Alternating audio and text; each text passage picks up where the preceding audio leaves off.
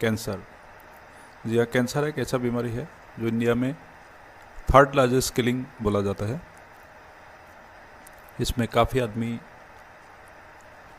मृत्यु होता है, साथ साथ इसमें कई परिवार भी मतलब बिखर जाता है इस कैंसर की वजह से।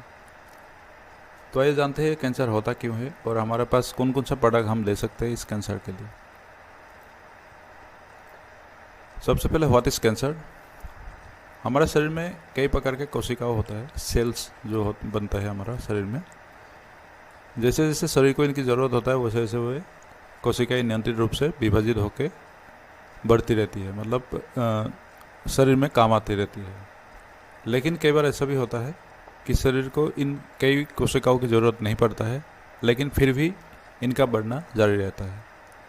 और ये जो असामान्य विकास है इसी को कैंसर कहा जाता है। जो सेल्स का असामान्य विकास है इसी को कैंसर कहा जाता है, जो एक खराब सेल्स को पैदा करता है और उस सेल के बाद फिर दूसरा और सेल पैदा हो जाता है और इसका मतलब नियंत्रण खो जाता है। सेल्स अपने खुद का नियंत्रण वो खोल लेता है, जिसको हम खराब सेल या कैंसर सेल बोलते हैं। इस प्रकार के जो भी सेल का समूह है, कोशिकाओं का समूह है, ये आपके आसपास का जो टिश्यू है उसके ऊपर आक्रमण करता है। और आपको पता है एक टिश्यू को आक्रमण करेगा तो टिश्यू से जाके आपका जो ऑर्गन है उसमें ये खराब सेल पहुंच जाता है और कैंसर, उस ऑर्गन का कैंसर हो जाता है। इसी तरीके से ये जो कैंसर सेल है शरीर में किसी भी टिश्यू में मतलब विकसित हो सकता है, जिससे आपका शरीर में किसी भी हिस्से में कैंसर पैदा हो सकता है। इसके बाद हम जानेंगे कितने टाइप ऑफ कैंसर होता है।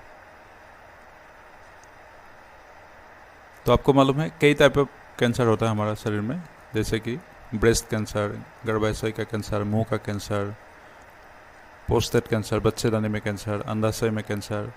अलग अलग तरह का आपको मालूम है कई प्रकार का कैंसर हमारे शरीर में होता है, जिसका नाम अलग अलग देता है डॉक्टर, और हमें भी मालूम पड़ता है कि अलग अलग जगह पे भी कैंसर होता है। धीरे धीरे पहले ये एक ऑर्गन को खराब करता है, इसके बाद दूसरा मतलब शरीर में किसी भी हिस्से में ये जा सकता है। इसमें 3 प्रकार का जो खास कैंसर को मतलब विभाजित किया जाता है, जैसे लुकेमिया और लिम्फोमास एंड सॉलिड ट्यूमर। इस 3 मतलब भाग में विभाजित किया जाता है कैंसर को। कैंसर कार्सिनोमा या सराकोमा हो सकता है। इसमें अलग अलग होता है, जैसे लिकोमिया और लिम्फोमा ब्लड कैंसर होता है। इसके बाद कार्सिनोमा जो कैंसर है सबसे आम प्रकार का होता है, ये जो भी आम कैंसर है उसमें भी दिखाया जाता है। इसके बाद दूसरे जो टिश्यू को आक्रमण करता है, एक दूसरे जब जुड़े हुए टिश्यू होता है उसमें जो आक्रमण होता है वो है, उसको ट्यूमर कहा जाता है, मतलब सॉलिड ट्यूमर। इस प्रकार का अलग अलग टाइप्स ऑफ कैंसर होता है। अभी हम जानेंगे कि कैंसर होने का कारण क्या है। ये एक रोगों का समूह है कहा जाएगा तो, और ये अनुवांशिक कारण हो सकता है। किसी का भी अगर अपनी जनरेशन में किसी दूसरे व्यक्ति के पास कैंसर था तो आपको भी हो सकता है। इसके बाद उम्र से संबंधित भी होता है कैंसर। उम्र बढ़ने से कैंसर हो सकता है। कई बार आपका जो वातावरण है, पर्यावरण है, उससे भी कैंसर होता है। जैसे कोई पॉल्यूटेड वातावरण में आप रह रहे हो तो। साथ में खराब आहार कैंसर का एक कारण बन सकता है, आपका जो बैड हैबिट खाने का। इसके बाद कई प्रकार का दवा इस्तेमाल करने से भी कैंसर बढ़ सकता है हमारे शरीर में। इन्फेक्शन कैंसर का एक मेन कारण है। इसके बाद सूजन संबंधी विकार होता है, तब भी कैंसर का कारक बन सकता है। साथ में प्रतिरक्षा प्रणाली जो आपका खराब हो जाता है उससे भी कैंसर बन सकता है। तो हम जाना कि किस तरीके से कैंसर होता है, उसके बाद कारण क्या होता है।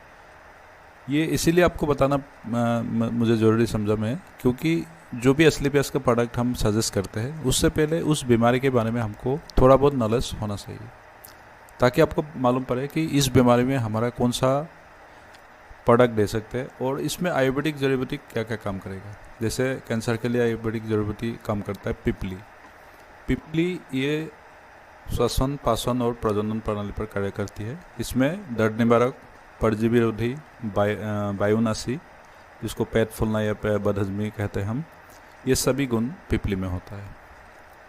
इसके बाद गुरुच्ची या गिलोय। आपको मालूम है गिलोय का बहुत अच्छा मतलब इसकी रिजल्ट है और शरीर में काफ़ी अच्छा ये काम करता है। तो गिले में कई सारा होता है इसमें फ़ायदे। इम्यूनो सिस्टम को आप सही करता है, डिटॉक्सिफिकेशन करता है आपके शरीर की, आपकी लीवर के लिए अच्छा है, मलेरिया के लिए अच्छा है, बुखार के लिए अच्छा है, कैंसर को नियंत्रित करने के लिए भी इसका बहुत प्रयोग किया जाता है। इसके बाद हमारे पास है जो जड़ी बूटी है वो है ब्राह्मी। ब्राह्मी परिसंचार, पाचन, श्वसन, तंत्रिका, प्रजनन और उत्सर्जन प्रणाली को पर कार्य करती है, इसलिए ब्राह्मी हमें कैंसर को रोक सकता है। इसके अलावा हरिद्रा। हरिद्रा परिसंचरण, पाचन, श्वसन और मूत्र प्रणाली पर कार्य करती है। इसमें जीवाणुरोधी, वायुनाशी और कृमिनाशक गुण होते हैं। इसके अलावा अश्वगंधा। आपको मालूम है अश्वगंधा भी कितना अच्छा एक आयुर्वेदिक जड़ी बूटी है। साथ में हम इस यहाँ पे दे सकते हैं यति मधु, यस्ती मधु।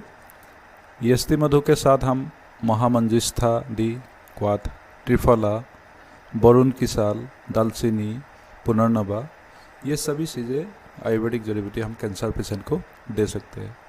अभी हम बात करेंगे कि AWPL में ऐसा कौन सा प्रोडक्ट है जो हम कैंसर पेशेंट को दे सकते हैं। सबसे पहले तो हम इम्यूनोडॉक दे सकते हैं उनको। इसके बाद थंडरब्लास्ट, साथ में गिलोय, नोनी, पंचतुलसी, त्रिफला और व्हीट ग्रास पाउडर। कॉम्बिनेशन अलग अलग हो सकता है, लेकिन ये जो खास कॉम्बिनेशन आप दे सकते हैं। फिर भी जो भी आपका सीनियर लीडर है उनसे परामर्श लेने के बाद और डॉक्टर के परामर्श के बाद। ये कोई AWPL का मतलब पक्का ये नहीं है कि यही प्रोडक्ट देने से कैंसर ठीक होगा। कैंसर रोध हो सकता है, कंट्रोल हो सकता है, और कई मतलब रिजल्ट बहुत अच्छा भी आया है हमारे पास। इसीलिए हम बोल सकते हैं कि इस तरीके का प्रोडक्ट कॉम्बिनेशन देने से कैंसर आपका रुक सकता है, रोध हो सकता है और ठीक हो सकते हैं आपके शरीर। अभी देखते हैं इम्यूनोडॉक। इम्यूनोडॉक में क्या है? इम्यूनोडॉक में आपको मालूम है इसमें एलोवेरा, त्रिफला, नोनी, कोकुम, तुलसी, जिंजर, गिलोय, अश्वगंधा, पुनर्नवा, मुलेठी, एप्पल। आप देखिए इसमें जो जो चीज़ कैंसर में काम आने वाला चीज़ है सभी चीज़ें इम्यूनोडॉक में डाला हुआ है पहले से ही। तो आप इम्यूनोडॉक प्रोडक्ट सबसे पहले सजेस्ट कर सकते हैं कैंसर पेशेंट को। इसके बाद उनकी कमजोरी हो जाता है, जैसे सेल खराब हो जाता है तो उनको कमजोरी होता है, तो थंडरब्लास्ट आप दे सकते हैं, क्योंकि इसमें मोती भस्म, लौह भस्म, सिंदूर रस, शुद्ध छिलादी, जिनसेंग, केसर, अश्वगंधा, सफ़ेद मछली, गोखरू, त्रिफला, इस तरीके का 20 प्रकार का हर्ब्स होता है इसमें। ये थंडरब्लास्ट में हमारा। साथ में हम दे सकते हैं गिलोय। गिलोय जूस आ गया हमारे पास। गिलोय जूस में भी है और कैप्सूल फॉर्म में भी है। तो गिलोय सबसे पहला काम करता है, गिलोय आपका जो रोग से लड़ने का काम करता है ये शरीर में, और इसमें एंटीऑक्सीडेंट का मात्रा बहुत ज़्यादा होता है, पूरे शरीर के लिए आपको फ़ायदा देता है गिलोय। इसके अलावा हम पंचतुलसी देख सकते हैं, क्योंकि पंचतुलसी में एक antioxidant, antibacterial, antiviral, anti flu, antibiotic, anti inflammatory और एंटी डिजीज की तरह काम करता है पंचतुलसी। संपूर्ण शरीर के लिए आपको ये पंचतुलसी बहुत ही बेटर रिजल्ट दे सकता है। इसका अगला जो है वो है नोनी।